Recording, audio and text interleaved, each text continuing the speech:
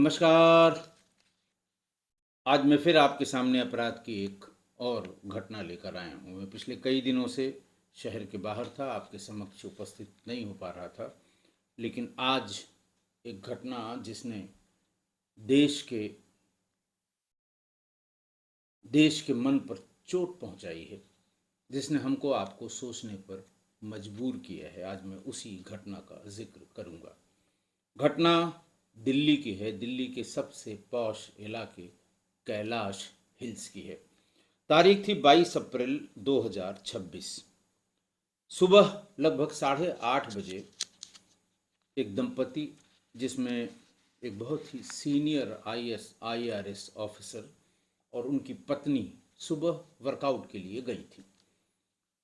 करीब 6, सवा 6, 6:30 बजे के आसपास वो लोग निकले थे और 8:30 बजे वापस आए। उनको वो चाबी जो वो हमेशा ताला बंद करके एक निश्चित स्थान पर रख के जाते थे, चाबी उसी स्थान पर मिली। ताला खोला और ताला खोलते ही उनकी, जैसे वो कहते हैं ना, पैरों तले जमीन खिसक गई। उनकी बेटी जो ऊपर अपने स्टडी रूम में पढ़ा करती थी, वो नीचे फर्श पर पड़ी हुई थी। चारों तरफ खून बिखरा हुआ था। कुछ भी समझ में नहीं आया। शायद उन्होंने ये जानने की कोशिश की कि ये घायल है या इसमें अब कोई जान नहीं रह गई है। बहरहाल आनन फानन में वो पास के अस्पताल में ले गए, जहां उसे ब्रॉट डेड डिक्लेयर किया गया।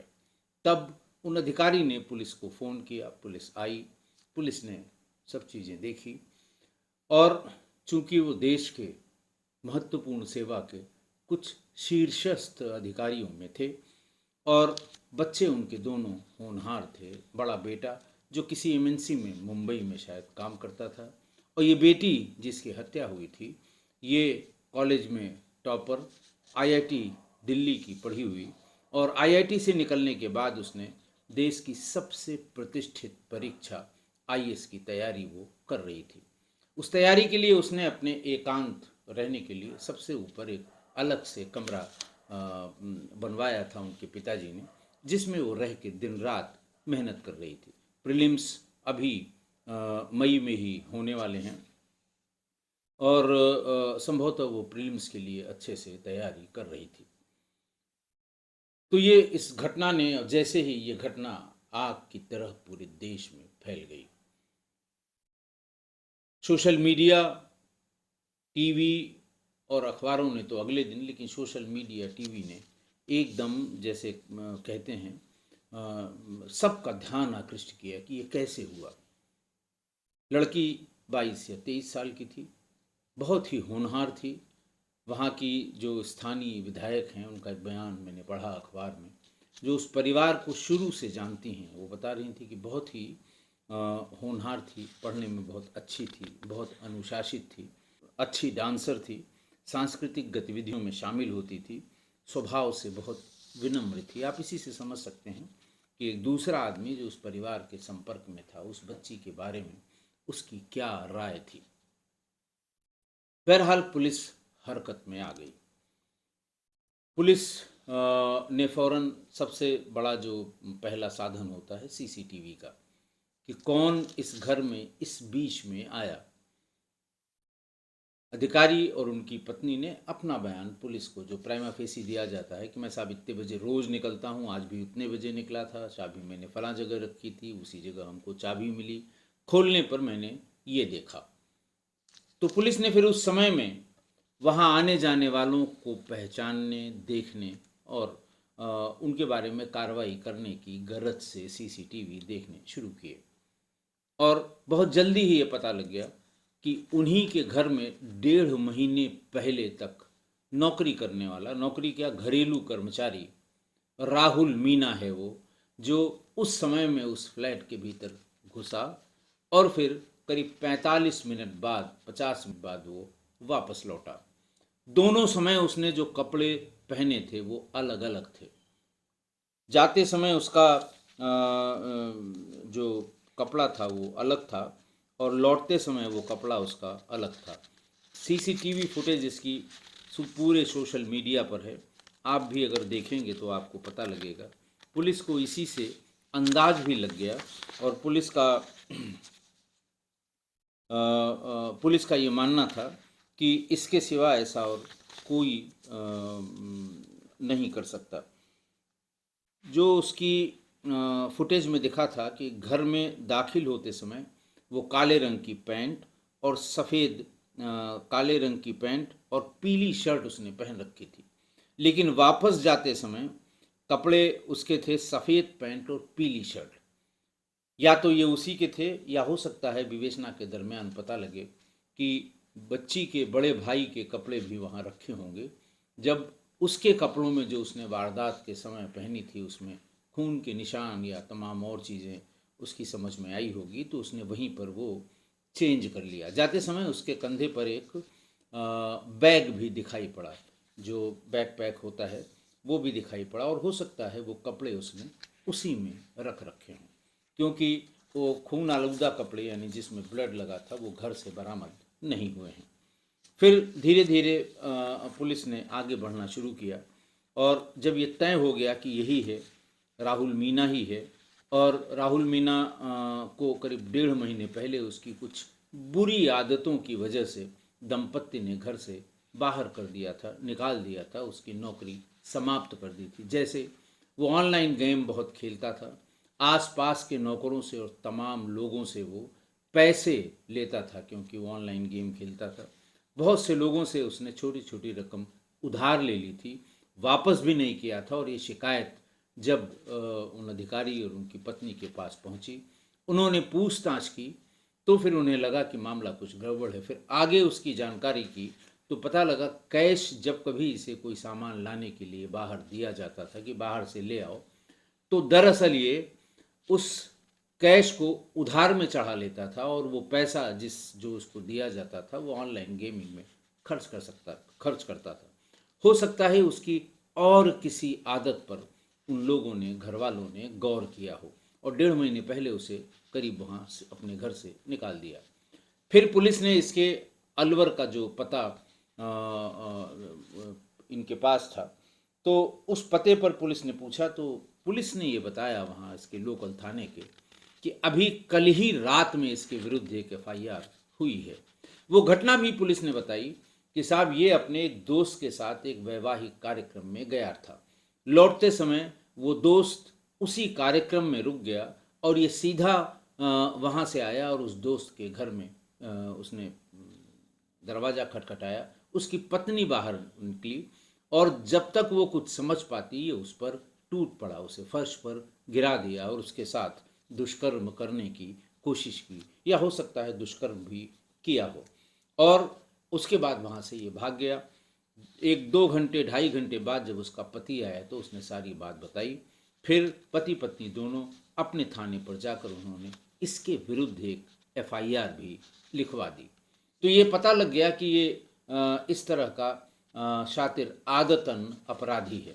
इसे इस तरह की आदत है, या कह लें साबित ऐसी आदत है कि 12-11 घंटे पहले ही उसने एक अपराध किया, और वहाँ से सीधे दिल्ली आया, और दिल्ली में वो पार्क में बैठकर ये, क्योंकि उसको पता था करीब 9-10 महीने उस घर में काम करने पर कि दोनों लोग कब बाहर जाते हैं, कब वापस आते हैं, चाबी कहाँ रखते हैं, और बच्ची इनकी कहाँ पढ़ती है, कहाँ कैश रखा हुआ है, कहाँ गहना रखा हुआ है, इन सब चीज़ों की उसे जानकारी थी। और इसी जानकारी के आधार पर उनके वहाँ से जाते ही, गाड़ी में बैठकर निकलते ही उसने इस घटना को अंजाम दे दिया। अब जो सीक्वेंस ऑफ इवेंट है, एक तो वो है जो गिरफ्तारी के बाद राहुल मीना ने पुलिस को बताया, दूसरा वो है मौके पर जो FSL ने जो चीज़ें देखी, जिनकी वीडियो रिकॉर्डिंग की, और जो जिसकी फ़ोटोग्राफ बनी उसको देखकर ये लगा, एक तो उसे मोबाइल चार्जर की लीड से उसका गला कसा गया था। अब ये साबित होना बाकी है पोस्टमार्टम रिपोर्ट के बाद, जो और उसके साथ दुष्कर्म होने की आशंका से संबंधित जो स्वैब इत्यादि इकट्ठा करके FSL भेजा गया है, अभी उसकी रिपोर्ट नहीं आई है। तो ऐसा उसने उसके साथ दुष्कर्म करने के पहले किया था, या फिर सिर पे जो हेड इंजरी है जिसकी वजह से खून बहुत निकला है, तो या फिर उसने वो जो हेड इंजरी हो गई थी, बेहोश हो गई थी, उसके बाद ऐसा कुछ करने के बाद ये श्योर करने के लिए मरी कि नहीं मरी, फिर गला घोंटा उसका उस चार्जर के वायर से। उसके बाद भी ये नहीं माना और उसे ऊपर के उसके स्टडी रूम से घसीट कर नीचे लाया, क्योंकि उसे पता था कि लॉकर जो है वो बायोमेट्रिक से खुलता है। उसके हाथ में बच्ची के चूंकि ब्लड लगा हुआ था, सब जगह ब्लड लगा हुआ था, इसने उसकी उंगलियों से बायोमेट्रिक से उस लॉकर को खोलने की कोशिश की, लेकिन वो बायोमेट्रिक एक्सेप्ट नहीं हुई और वो लॉकर नहीं खुला। पास के एक लॉकर से दूसरे लॉकर, जिसमें उसको पता था कि इसमें भी पैसा या गहना रहता है, उसको पेंचकस से उसने खोल के उसे जो भी पैसा मिला, बरामदगी के हिसाब से 2-2.5 लाख रुपए और कुछ जो कैजुअल गहने या घड़ियां रखी जाती हैं इस्तेमाल करने वाली, वो सब उसके पास से मिला। वो उसने बटोरा और ऐसा लगता है कि उस बैकपैक में ही रखकर वो निकला है, जब जाते समय वो दिखाई पड़ा है। वहाँ से सीधे वो ऑटो से द्वारका के एक होटल में, ओयो होटल में पहुँचा और फिर वहीं उसने जो होटल के वाईफाई का इस्तेमाल किया, उसी से पुलिस उस तक पहुँच गई और 12 घंटे के भीतर ही राहुल मीना को गिरफ्तार कर लिया गया। इसी बीच एम्स दिल्ली के फॉरेंसिक विभाग के एक्सपर्ट डॉक्टर सुधीर गुप्ता ने ये बताया, जो अखबारों में आया है, कि पोस्टमार्टम में शरीर पर कई चोटों के निशान मिले हैं। हाथ पैरों में घाव, नाक की हड्डी टूटना और गर्दन की मांसपेशियों को गंभीर नुकसान होना पाया गया है। मौत का कारण गला घोटना बताया गया है, यानी इन सब चोटों के कारण मृत्यु नहीं हुई है। इन चोटों ने बेहोश कर दिया या ऊपर से नीचे लाते समय उस वायर से उसका गला घोट दिया गया। डॉक्टर ने यह भी बताया कि शरीर के अंदरूनी हिस्सों में कंजेशन मिला है, जो दम घुटने से मौत की पुष्टि करता है। स्वैब और अन्य सैंपल्स की जांच के लिए भेजा गया है, ताकि बच्ची के साथ जो कोई अगर उसके साथ कोई दुष्कर्म की घटना हुई हो तो उसकी पुष्टि हो सके। आसपास के लोगों से और इन दोनों लोगों से ये भी बता दूं कि ये किसी जो आजकल ये ह्यूमन रिसोर्स के लिए तमाम कंपनियां चली हैं, घरेलू कामकाज के लोगों को नौकरी देती हैं, ये ऐसा नहीं था। उनके विभाग के ही एक सुपरिंटेंडेंट ने इस लड़के को उनके घर में, अब जैसे कोई नहीं है तो लोग ऑफिस में बात करते हैं कि भाई घर में कोई डोमेस्टिक हेल्प के लिए लड़का चाहिए, तो उनके ही किसी सुपरिंटेंडेंट ने इसकी रिकमेंडेशन की थी और उसी की रिकमेंडेशन पर इसे घर में रखा गया था।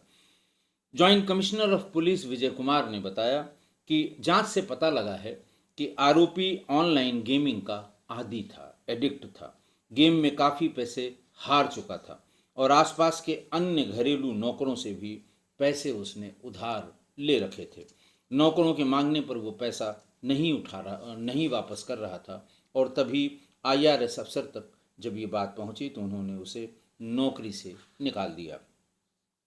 आरोपी सुबह 6:30 पर यानी 6:30 बजे दंपति के बाहर जाने के 10 मिनट बाद ही दाखिल हुआ और 40-45 मिनट अंदर रहा और करीब 7:15 पर फ्लैट से बाहर आया। वह घर में आते जाते CCTV कैमरों में कैद भी हुआ। खैर, उसका जो भी उन्होंने अपना सामान उसके द्वारा लूटना बताया था, वो सारा सामान भी उसकी अरेस्ट में उसी के पास से जब्त कर लिया गया और ये भी तय पाया गया कि जाते समय उसने अपने कपड़े बदल लिए थे। पुलिस अधिकारी विजय कुमार ने बताया कि वारदात के तुरंत बाद पुलिस ने घर के आसपास और के CCTV फुटेज चेक किए और फुटेज में देखा कि राहुल मीना घर में दाखिल होते समय काले रंग की पैंट और पीले रंग की शर्ट पहने हुए था, जबकि वारदात के बाद उसने कपड़े बदले और सफ़ेद पैंट और पीली शर्ट में कंधे पर बैग लटकाए हुए बाहर जाते हुए दिखाई पड़ा। पीड़िता के कमरे में, बच्ची के कमरे की एंट्री गेट पर भी सीसीटीवी लगे हुए थे। उसके लाइव फुटेज उनके पेरेंट्स के मोबाइल फ़ोन पर उपलब्ध हैं या उपलब्ध रहे होंगे उस समय, लेकिन जब किसी को शक होता है, लंबे समय के लिए बाहर जाता है, तब वो मोबाइल पर बार बार चेक करता है। उन्होंने शायद चेक नहीं किया, लेकिन इन्वेस्टिगेशन में इस फुटेज की उससे बहुत मदद मिलेगी। अलवर पुलिस ने दिल्ली की हुई वारदात के बाद उसका जब रिकॉर्ड खंगाला, तो एक ही दिन पहले जो मैंने घटना आपको बताई, रात करीब 11 बजे राजगढ़ थाना क्षेत्र के विवाहिता के घर में घुसकर उससे उसने दुष्कर्म किया था। पीड़िता ने पुलिस को अपनी रिपोर्ट में बताया कि राहुल मीना उसके पति को अपने बाइक पर बिठाकर किसी शादी समारोह में लेकर गया था। पति वहीं रुक गया। इसी दौरान आरोपी वापस उसके घर में घुस आया और जान से मारने की धमकी देकर उसके साथ दुष्कर्म किया। पति लौटा तो पत्नी ने उसके साथ जाकर रिपोर्ट लिखवाई। मैंने पहले ही बताया था कि गेटवे कैलाश की विधायक शिखा रॉय ने बताया कि पीड़िता एक होनहार लड़की थी। मैं कई सालों से उससे व्यक्तिगत रूप से भी जानती हूँ। इस तरह की बातें उन्होंने बताई। बहरहाल पुलिस अपनी जांच को आगे बढ़ा रही है। मजिस्ट्रेट के सामने प्रोड्यूस करके 4 दिन का police custody remand Delhi police ने लिया है। उससे आगे की पूछताछ कर रही है। और जो खून आलूद कपड़े घटना के समय जो उसने पहने थे, पहले पुलिस उसको बरामद करने का प्रयास करेगी। चार्जर वहीं मिल गया था। बाकी चीज़ों की जांच और जो सीक्वेंस ऑफ इवेंट्स हैं उनको इस्टेब्लिश करने में पुलिस ने 4 दिन का पुलिस कस्टडी रिमांड लिया है। आज की घटना देखिए, आज की घटना आप सब ने सुनी। निर्मम, जघन्य, रूह कपा देने वाली घटना है। राहुल जो हत्यारा था राहुल, वो पकड़ा गया है। उसने पुलिस को कुछ बयान दिए हैं और बयान के कुछ अंश वो बाहर भी आए हैं। टीवी, सोशल मीडिया और अखबारों के माध्यम से भी आप सभी ने उसके बयान के कुछ न कुछ अंश पढ़े होंगे। इस घटना ने पूरे देश को झकझोर दिया, इसमें कोई दो राय नहीं। इस तरह की घटना ही है पूरे देश को कि एक हाई सिक्योरिटी जगह पर, एक बहुत ही पॉश कॉलोनी पर एक होनहार बच्ची, बहुत सीनियर आईआरएस अफसर की बच्ची के साथ ये हो सकता है। ये लोगों ने विचार करना शुरू किया, अपने आसपास देखना शुरू किया और उनके घर में भी अगर इस तरह की स्थिति है तो उसके बारे में उन्होंने दिमाग लगाकर, दिमाग पर जोर डालकर ये सोचना शुरू किया कि आखिर ये घटना हुई कैसे और हम अपने घरों में कैसे सुरक्षित रहें, सुरक्षा के क्या उपाय हमें करने चाहिए। ये घटना ठीक उसी तरह की है जैसे ठीक जिसने देश की आत्मा को झकझोर कर रख दिया था। दिल्ली में ही अगस्त 26, 1978 को गीता चोपड़ा और संजय चोपड़ा, जो दोनों भाई बहन थे, 2 बदमाशों ने, जिनको बाद में रंगा बिल्ला के नाम से जाना गया, उन्होंने रास्ते में कुछ बहाने से उन्हें अपनी गाड़ी में, फिएट गाड़ी थी शायद, जहाँ तक मुझे याद है, कि उस गाड़ी में बिठा लिया। उसके बाद आगे उसे जंगलों में ले गए। उस बच्ची के साथ, गीता चोपड़ा के साथ उन दोनों ने दुष्कर्म किया। लेकिन उन दोनों भाई बहन ने, जिसको कहते हैं कि बहुत ही जबरदस्त विरोध किया इन दोनों का, पूरी कोशिश की उनसे छुटकारा पाने की और उन्हें चोट भी पहुंचाने की, काफ़ी चोट भी पहुंचाई, बहुत हिम्मत का काम किया। और उसी के बाद से संजय गीता चोपड़ा साहस पुरस्कार के नाम से एक पुरस्कार भारत सरकार की तरफ से दिया जाता है ऐसे साहसी बच्चों के लिए। लेकिन इस घटना ने भी पूरे देश को झकझोर के रख दिया था। भाई के सामने ही उन 2 अपराधियों ने, जिनमें एक का नाम कुलजीत सिंह था, कुलजीत सिंह उर्फ रंगा, और दूसरे का जसबीर सिंह उर्फ बिल्ला। उस जमाने का हर आदमी रंगा बिल्ला, इन 2 अपराधियों का नाम, और संजय और गीता चोपड़ा, इन 2 बच्चों का नाम जरूर उसको याद होगा। मारने की जो बात बताई उन दोनों ने पुलिस इंटरोगेशन में, कि अगर हम मार नहीं देते तो पुलिस कंप्लेंट होती, तो बच्ची के साथ रेप की घटना उसका भाई तस्दीक करता और हमें सज़ा हो जाती, इसीलिए दोनों को मार दिया। ये उन दिनों की बात है जब मैंने इंटरमीडिएट का एग्ज़ाम दे लिया था, ख़त्म हो गया था, और उसके बाद फिर रिजल्ट्स का वेट कर रहे थे। न उस समय टीवी थे, न उस समय मोबाइल थे। मोबाइल नहीं थे तो सोशल मीडिया भी नहीं था, और अखबार ही एकमात्र जरिया था। पहली बार जब मैंने इसे हेडलाइंस में पढ़ा, मेरे घर में सब लोगों ने पढ़ा। उसके बाद इसमें आगे क्या हुआ उसको जानने के लिए रोज़ सवेरे अपने समय से पहले उठ जाता था कि सबसे पहले अखबार मुझे मिल जाए। न्यूज़पेपर मिलते ही पूरा न्यूज़पेपर किन्हीं न किन्हीं चीज़ों से, इन दोनों की हत्या से संबंधित बातों से भरा रहता था। बड़ा समय लगता था उनको पढ़ने में, और और अखबार शांत नहीं हुए। कभी अखबारों ने इसे छोड़ा नहीं कि भूल गए हों, छूट गया, ऐसा कुछ नहीं हुआ। और 4 साल बाद तब इसमें रोक, तब ये रुका, इन अखबारों का ये जो सिलसिला था, जब 1982 में इन दोनों को फांसी हो गई, एग्जीक्यूट हो गया, कैपिटल पनिशमेंट तिहाड़ जेल में। देखिए, मैंने बताया कि उस समय सीसीटीवी नहीं थे या न के बराबर थे, मोबाइल नहीं था, सीडीआर का कोई औचित्य नहीं है, फॉरेंसिक एविडेंस के नाम पर सिर्फ खून आलूद मिट्टी, और खून आलूद मिट्टी में खून का मैच, उस संबंधित व्यक्ति के खून से मैच कराया जाना, और रेप की दशा में वेजिनल स्वैब के स्लाइड्स बन के जाते थे। इसके सिवा फॉरेंसिक एविडेंस में कुछ नहीं था। फास्ट ट्रैक कोर्ट्स भी नहीं थी, और ये रेगुलर नहीं थी, रही होंगी जरूर, रेगुलर नहीं थी, और बहुत स्पेसिफिक केसेस में कोर्ट्स के ऑर्डर पर ही फास्ट ट्रैक कोर्ट्स बनाए जाते थे और ट्रायल होते थे। फिर भी 4 साल में ही फांसी हो गई उन दोनों को। रेयरेस्ट ऑफ रेयर केस माना गया।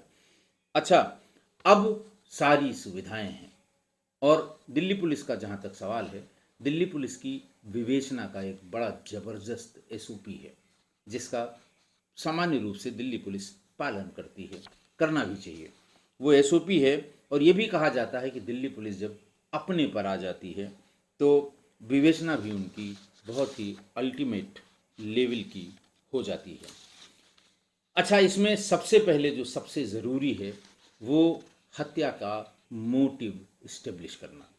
देखिए, मोटिव प्रूव करने में कोई एम्बिग्युटी या कोई कंट्रडिक्शन नहीं होना चाहिए। जैसे ये एविडेंस इकट्ठे करने होंगे कि अलवर में एफआईआर होने के बाद जब वो वहाँ से भागा, तभी से उसके दिमाग में, या तभी से उसने सोच लिया, कोल्ड ब्लडेड सोच लिया, अब मुझे सीधे उसी घर में जाना है, उस लड़की का रेप करना है। यहाँ मैं अपने दोस्त की पत्नी को मार नहीं पाया, इसलिए एफआईआर हुई, वहाँ मैं इसको मार दूंगा। ये अगर इस तरह से मोटिव इस्टेब्लिश होगा तो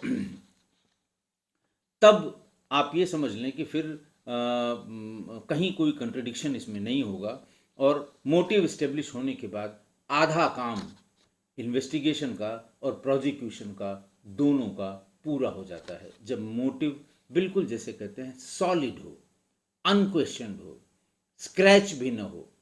और तब आप, अच्छा,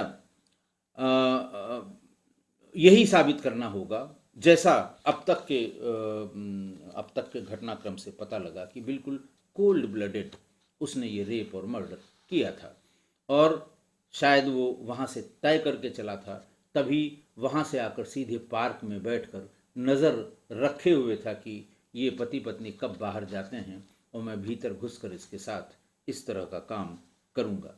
लेकिन इसके इतर मैंने कुछ खबरों में ये भी देखा कि वहाँ ये लिखा गया है कि सबसे पहले उसने वहाँ जाकर पैसे मांगे, और नहीं देने पर और शोर मचाने पर उसने हमला कर दिया, राहुल ने।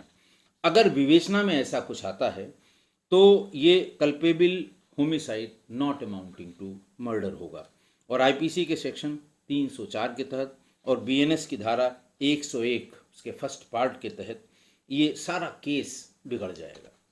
अगर ये साबित नहीं हुआ एविडेंस में कि क्लियर कट मोटिव था रेप और मर्डर का, और जो ये कुछ कहानियाँ किससे निकले हैं कि पैसा मांगने पर, नहीं देने पर उसने भारी वस्तु से सिर पर वार करके फिर उसके साथ ये किया और फिर तार से उसका गला घोट दिया। उसकी डेफिनीशन में ही लिखा हुआ है 101 बीएनएस की और 304 में भी कि killing was done in a fit of rage caused by sudden and grave provocation. ऐसा अगर कभी आ गया इन्वेस्टिगेशन में तो डिफेंस को ये पूरा मौका मिलेगा कि ये सडन और ग्रेव प्रोवोकेशन पर ये हत्या या ये रेप किया गया है। लेकिन होगा नहीं ऐसा, जितना मैं समझ पाया हूँ अब तक, कि ये बिल्कुल कोल्ड ब्लडेड रेप और मर्डर था। लेकिन फिर भी इन्वेस्टिगेशन में इसका ध्यान रखना होगा। दूसरा, 4 दिन की पुलिस कस्टडी रिमांड में क्राइम सीन रिक्रिएशन वैसे तो 99% कराएगी ही दिल्ली पुलिस, लेकिन कभी कभी ये होता है कि सारे एविडेंस मिल गए हैं, क्या ज़रूरत है क्राइम सीन रिक्रिएशन की। लेकिन क्राइम सीन रिक्रिएशन से सीक्वेंस ऑफ इवेंट्स इस्टेब्लिश हो जाते हैं, इसलिए आवश्यक है और कराना भी चाहिए कि crime scene recreation forensic department वाले करते हैं, उनसे करा लिया जाए। तीसरा ये कि किसी के स्टेटमेंट में टाइमिंग में कोई डिफरेंस नहीं आना चाहिए। 10 बार उसको देख लीजिए, पूछ लीजिए, समझ लीजिए कि टाइमिंग में कोई डिफरेंस ना आए। पेरेंट्स के आने में, भीतर जाने में, डॉक्टर के यहाँ तक ले जाने में, पुलिस को इत्तला करने में, या अपराधी के भीतर जाने में, बाहर निकलने में। तो ये टाइम 1-2 मिनट का अंतर अगर बयानों में है तो कोई बात नहीं है, लेकिन बहुत बड़ा अंतर नहीं होना चाहिए। सारे सीसीटीवी की टाइम स्टैम्प्स मैच कर लिए जाएं कि अगर वो बाहर आधे किलोमीटर के दूर के सीसीटीवी कैमरे में इतने बज के इतने मिनट पे दिखाई पड़ा है, तो पैदल जाने में उसको फ्लैट तक कितना समय लगेगा। तो ये सब कैलकुलेट हो जाना चाहिए और उस टाइमलाइन से सीसीटीवी रूम के बाहर जो सीसीटीवी लगा हुआ है उसकी टाइमलाइन से इसको मैच करा लिया जाए। स्टडी रूम के बाहर से बॉडी को नीचे लाने में भी टाइम स्टैम्प लगा होगा सीसीटीवी फुटेज में, उसको कोरिलेट कर लेना चाहिए ताकि टाइम ऑफ मर्डर ये पक्का हो जाए, 100% हो जाए और कोई भी एम्बिगिटी उसमें नहीं होना चाहिए। पेरेंट्स के बयान से वो मैच होना चाहिए।